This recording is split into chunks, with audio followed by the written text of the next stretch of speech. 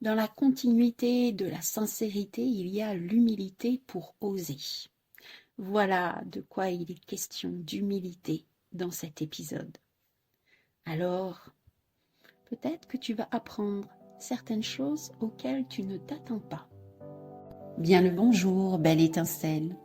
Bienvenue dans Miroir de femmes, le podcast épanouissant pour les femmes, les mères en quête d'évolution et de spiritualité. Je m'appelle Bénédicte. Je suis guide pour des voyages d'exploration intérieure grâce au miroir magique que le monde qui nous entoure nous offre. Je m'adresse à toi, belle femme, en recherche d'équilibre entre ton rôle de femme et de mère, toi qui désires être à l'écoute de tes véritables besoins, avec cette volonté d'y répondre en toute légitimité et sans culpabilité. Toi qui ressens l'envie de répondre à l'appel de ton âme pour grandir en conscience et vivre ta spiritualité en toute liberté au quotidien. Je vais te conter ici des histoires de la magie, de l'âme qui agit, des récits de clés qui t'ouvriront de nouvelles portes pour élargir ta vision. Prête pour le grand voyage? Alors c'est parti, abonne-toi pour que chaque épisode arrive à toi. Bonjour à toi qui viens écouter cet épisode clé des compréhensions. Je vais partager avec toi une vision de la qualité de l'humilité qui m'est apparue sous un angle bien différent suite à la lecture d'un texte de la mère. Alors ce texte m'a été transmis lors d'un séminaire avec Valérie Gesper qui s'appelle Les portes du cœur. Nous faisions des lectures d'âme, entre autres, et en binôme. Dans cet exercice-là, je me suis retrouvée à la fin à devoir choisir une carte pour ma partenaire et vice-versa. Et nous avions tiré toutes les deux la carte de l'humilité. Belle synchronicité, n'est-ce pas? Pourtant, quand j'ai reçu la carte, et puis avec ma partenaire, on s'est aussi regardé un petit peu, oh mon Dieu, l'humilité, mais comment ça, je manque d'humilité pour recevoir une telle carte? L'ego avait été touché, bien entendu. Et puis alors moi qui avais l'impression de toujours en faire trop, je me suis dit, oh mon Dieu, j'ai trop d'orgueil. Bien sûr, ma perception était bien erronée. Car à la lecture du texte de la mère, ma vision sur l'humilité a bien changé. J'ai eu une nouvelle compréhension et je me suis sentie même honorée, quelque peu déstabilisée, mais aussi très challengée. Alors tu vas le comprendre en écoutant la lecture que je vais te faire un peu plus tard. Parce que ce texte invite en tout cas à s'engager et à assumer qui l'on est. Assumer aussi ce que l'on a appris. En tout cas, c'est ma perception des choses. Tu me diras plus tard si toi aussi tu as cette vision-là. Alors le texte de la mère, de l'humilité, il fait partie de 11 autres textes. J'en ai d'ailleurs fait la lecture dans l'épisode 3 de la qualité de l'aspiration et dans l'épisode 8 de la qualité de la sincérité. Alors si tu es curieuse, je t'invite à aller écouter. Mais pour l'instant, revenons à l'humilité. C'est cette qualité, à mon sens, que j'ai utilisée ce matin lorsque j'ai fait ma publication sur Facebook où je témoignais de mon évolution, notamment avec l'acceptation de mes imperfections. Alors, je vais te faire la lecture de cette publication.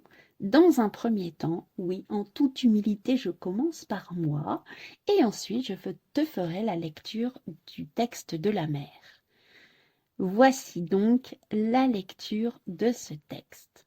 Voici donc la lecture de ma publication de ce matin. Je bénis mes imperfections. Je bénis mes colères. Je bénis toutes ces fois où j'ai pété un câble. Je bénis mes intransigeances. Je bénis toutes ces fois où j'ai rejeté. Je bénis mes difficultés. Je bénis toutes ces fois où j'ai été à côté de la plaque. Je bénis mes critiques. Je bénis toutes ces fois où j'ai mal fait. Je bénis mes douleurs. Je bénis toutes ces fois où mon corps m'a dit stop. Je bénis mes comparaisons. Je bénis toutes ces fois où j'ai ressenti de la jalousie. Je bénis l'ensemble de ce qui fait de moi une humaine imparfaite.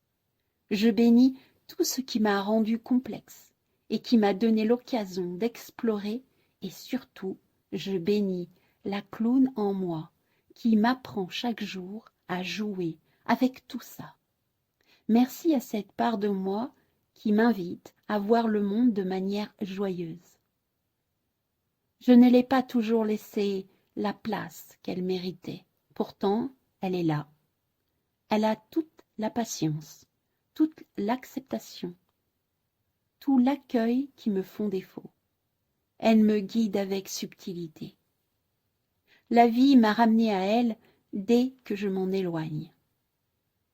À travers des rencontres, des invitations, des messages bienveillants qui encouragent à renforcer ce lien extraordinaire. Un grand merci à Choucroutine d'être née, d'être entrée dans ma vie pour me montrer la voie. Celle qui est le sel de ma vie, le sel de la voix clownesque. Alors toi qui lis ces lignes, si tu désires te reconnecter de manière ludique et joyeuse, si tu as envie de jouer avec tes ombres pour mieux les accueillir et mettre plus de douceur dans ta vie, je te propose de venir expérimenter le monde clownesque lors d'une immersion. Oui, je propose une immersion au cœur de soi, pour reconnecter à ton enfant intérieur, pour une vie pleine de joie et d'authenticité.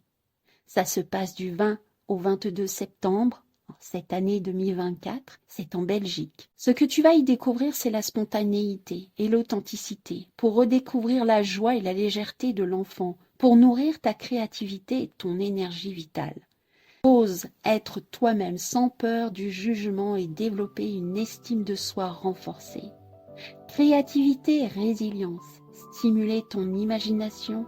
Je te propose tout cela pour que tu puisses te reconnecter avec toi, à ta spontanéité, à ta créativité. Transformer tes relations avec toi-même et les autres.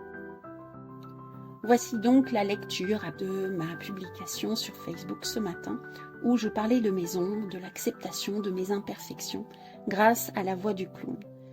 Cette voix-là qui, pour moi, s'est invitée de manière subtile. Tu comprendras d'autant mieux ma perception des choses à la lecture du texte que je vais faire maintenant.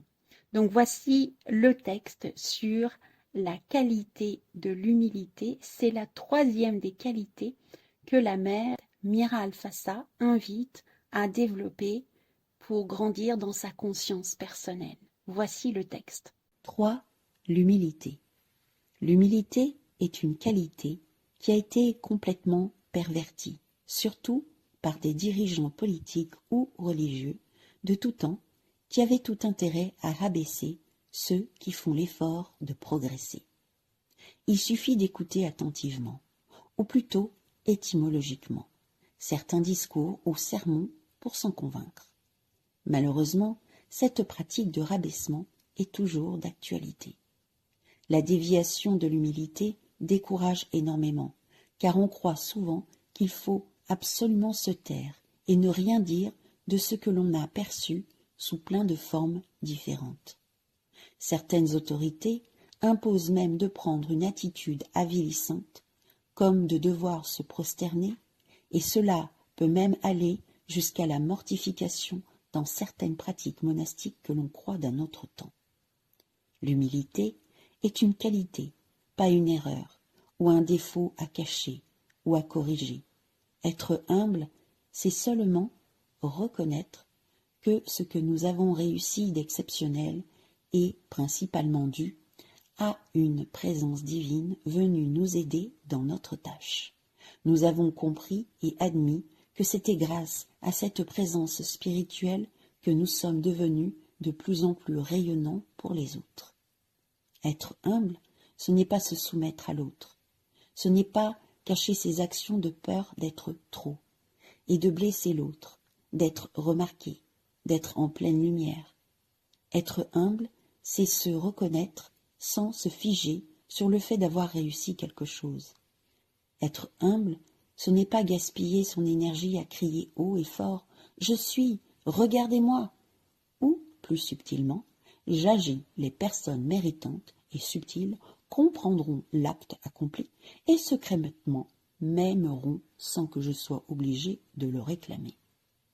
Être humble, c'est avoir conscience simplement que ce moi de surface n'a pas de réel pouvoir, à part celui de s'illusionner tout seul à travers son ignorance. L'humilité, c'est aussi reconnaître que sans nos efforts et notre engagement personnel, nos actions seraient restées anodines, voire quelconques. Mais nous avons réussi à nous relier aux énergies de l'univers, et notre vie a changé, et nous pouvons en être fiers, tout en restant humbles. L'exprimer ainsi, ce n'est pas se vanter d'avoir réussi une prouesse.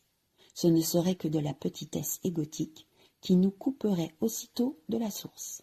L'exprimer, c'est aussi créer un mouvement qui va permettre à d'autres personnes de continuer à progresser en pleine conscience. L'humilité, c'est devenir un témoin de toutes les présences divines que nous découvrons tout au long de notre vie. Plus nous les reconnaissons, plus elles se manifesteront, plus elles nous aideront à entrer dans la compréhension de la vie, pas au niveau terrestre, au niveau de l'univers.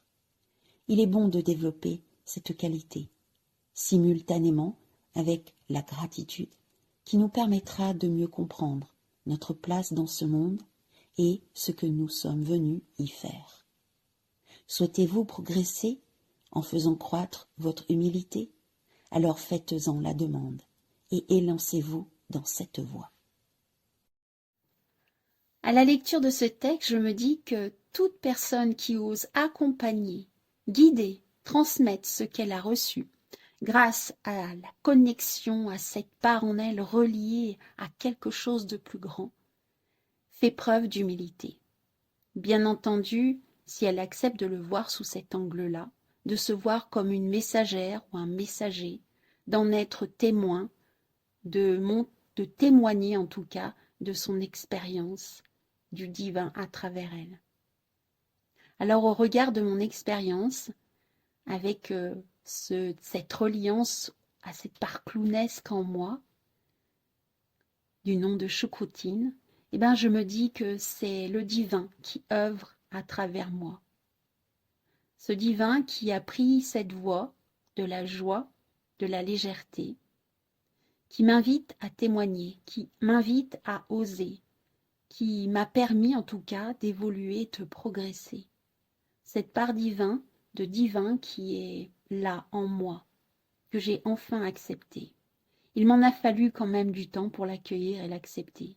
Mais maintenant, c'est une évidence pour qu'elle me mène sur la voie de le mot qui me vient, excellence. C'est challengeant, je dois bien l'avouer. Accepter cette voie-là n'est pas forcément toujours aisé. Mais voilà, je fais ce choix-là. Il y a des jours plus faciles que d'autres.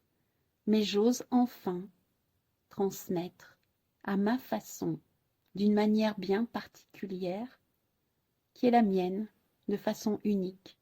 Comme toutes les personnes, comme toi qui écoutes là, tu transmets de ta façon unique. Nous sommes tous uniques. Et c'est cette unicité qui fait que nous rendons le monde beau, grand. Accepter cette part-là en nous qui nous relie à tout le reste. Voilà ce que j'ai envie de partager dans cet épisode. Et je me dis, et toi, qu'est-ce que tu en penses? Et puis à la lumière de ces partages que je viens de faire, quelle est ta vision? Comment perçois-tu la qualité de l'humilité? Est-ce que le point de vue que j'ai partagé là avec toi te parle? Est-ce que tu sens au fond de toi cet appel à répondre à ton âme, à te laisser grandir à travers elle? Est-ce que tu as besoin d'évoluer spirituellement pour te révéler? Je serais vraiment heureuse d'avoir ton avis, ton témoignage. Alors je t'invite à me faire part, soit par mail, de ce que tu vis, de ton point de vue. Mon adresse est dans le descriptif de cet épisode. Et puis tu peux aussi me joindre par Messenger grâce au lien Facebook qui est aussi dans ce même descriptif qui te donnera accès à Messenger. Voilà. Et si cet épisode t'a plu, je t'invite à partager autour de toi. Tu peux aussi liker et commenter. Et puis abonne-toi pour que les prochains épisodes viennent à toi. Je te retrouve la semaine prochaine avec un épisode clé des fées. Dans ces épisodes, c'est l'interview d'une femme inspirante qui vient parler de ses rêves, de sa vie, qui vient témoigner. Je te souhaite une belle semaine, merci pour ton écoute et je te dis à tout bientôt. Au revoir.